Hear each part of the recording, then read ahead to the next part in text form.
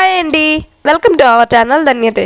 ఈరోజు వీడియోలో మనం కర్ణాటకలో అంగన్వాడీలో ఇచ్చే మిల్క్ పౌడర్తో రెసిపీ తయారు చేసేద్దాం. స్వీట్ రెసిపీ అండి, చాలా టేస్టీగా ఉంటుంది. దీనికోసం 2 కప్పుల మిల్క్ పౌడర్ని తీసుకోవాలి. మీరు ఇదే రెసిపీని బయట దొరికే ఏదైనా మిల్క్ పౌడర్తో కూడా తయారు చేయొచ్చు.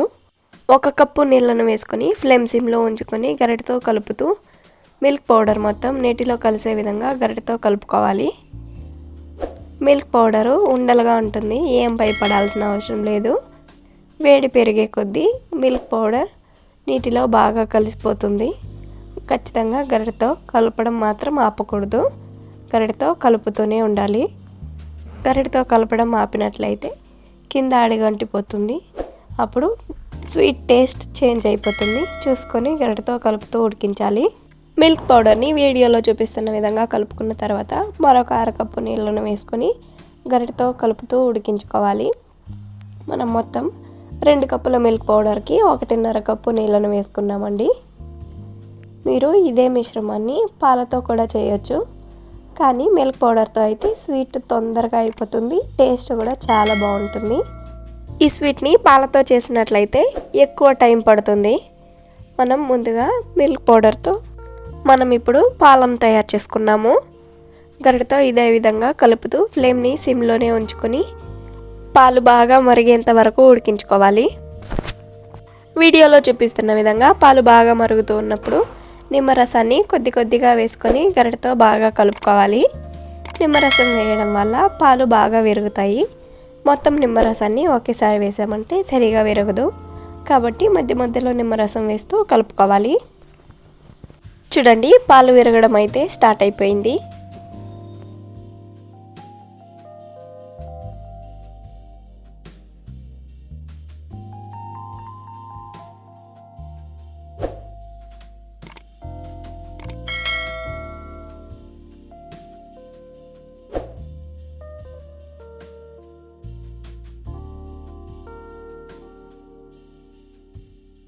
వీడియోలో చూపిస్తున్న విధంగా పాలు పూర్తిగా విరిగి నీళ్ళు సపరేట్ అయ్యే సమయంలో మనం ఏ కప్పుతో అయితే మిల్క్ పౌడర్ని కొలుచుకున్నామో అదే కప్పుతో 1/4 కప్పు చక్కెరను వేసుకోవాలి. మీరు తినే తీపిని బట్టి ఎక్కువ తక్కువ కూడా అడ్జస్ట్ చేసుకోవచ్చు. చక్కెర వేసిన తర్వాత చక్కెర కరిగి కన్సిస్టెన్సీ కాస్త లూజ్ అవుతుంది, ఏం భయపడాల్సిన అవసరం లేదండి. చక్కెరను మిల్క్ పౌడర్ మిశ్రమం బాగా పీల్చుకొని దగ్గర పడుతుంది. ఫ్లేమ్ని మీడియం ఫ్లేమ్లోనే ఉంచి గరిటెతో కలుపుతూ చక్కెర పూర్తిగా విరిగిన పాల మిశ్రమానికి పట్టే విధంగా కలుపుతూ ఉండాలి. వీడియోలో చూపిస్తున్న విధంగా కడాయి నుంచి స్వీట్ అనేది సపరేట్ అవుతూ ఉండాలి. చూడండి, ఈ విధంగా తిప్పినా కూడా స్వీట్ అనేది కడాయికి అంటుకోవడమే లేదు. ఇదే విధంగా కలుపుతూ ఉడికించుకోవాలి. మరొక నిమిషం పాటు ఉడికించుకుంటే స్వీట్ రెడీ అయిపోతుంది. స్వీట్ లైట్గా కలర్ కూడా చేంజ్ అవుతుంది. చూడండి, స్వీట్ అయితే లైట్గా కలర్ చేంజ్ అవుతుంది. ఈ టైంలో కడాయిని దించి పక్కన ఉంచుకోవాలి.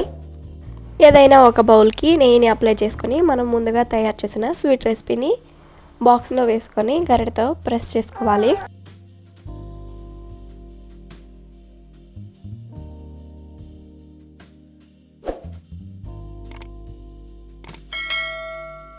బాక్స్ని క్లోజ్ చేసి 10 నిమిషాలు లేదా 15 నిమిషాలు పూర్తిగా సెట్ అయ్యి చల్లారేంత వరకు పక్కన ఉంచుకోవాలి. సెట్ అయిన తర్వాత మూత తీసేసి ఫ్లేమ్ని సిమ్లో ఉంచి బౌల్ని లైట్గా వేడి చేసుకోవాలి. అప్పుడే స్వీట్ ఈజీగా బౌల్ నుంచి ఊడి వస్తుంది. ఏదైనా ఒక ప్లేట్లో తీసుకొని బౌల్ని టర్న్ చేస్తే సరిపోతుంది. ఒక్కసారి బౌల్ని చేతితో పైన ట్యాప్ చేస్తే స్వీట్ బౌల్ నుంచి ఈజీగా ఊడి వస్తుంది. చూడండి, పర్ఫెక్ట్గా వచ్చింది స్వీట్. రెడీ అయిన స్వీట్ని మీకు నచ్చిన షేప్స్లో ముక్కలుగా కట్ చేసుకొని సర్వ్ చేసుకోవచ్చు. చాలా టేస్టీగా ఉంటుంది. నేనైతే ట్రయాంగిల్ షేప్లో కట్ చేస్తున్నాను. కట్ చేసిన స్వీట్ని పిస్తా పప్పుతో డెకరేషన్ చేస్తున్నాను. మీరు మీకు నచ్చిన డ్రై ఫ్రూట్స్తో డెకరేషన్ చేసుకొని సర్వ్ చేసుకోవచ్చు. చాలా టేస్టీగా ఉంటుంది. ఏ ఫెస్టివల్కైనా ఈ స్వీట్ పర్ఫెక్ట్గా ఉంటుందని చెప్పొచ్చు.